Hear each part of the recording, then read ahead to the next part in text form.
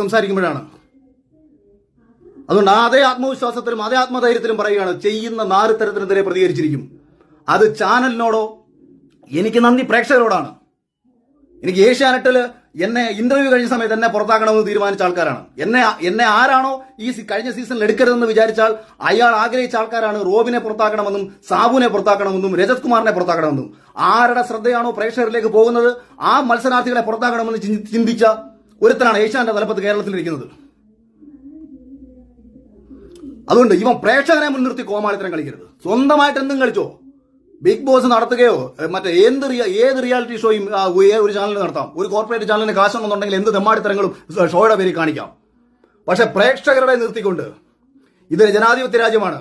Vote ചെയ്യുന്ന ഒരു പ്രേക്ഷകനെ കോമാളിയാക്കിക്കൊണ്ട് ഇത് വോട്ടടിസ്ഥാനത്തിൽ ഒരാളെ പുറത്താക്കും. ഞാൻ ഇപ്പോഴും പറയുന്നു, വോട്ട് എന്ന് പറയുന്നത് തന്നെയാണ് ബിഗ് ബോസിന്റെ അടിസ്ഥാന നയമെന്നാണ് 100% നിലവിൽ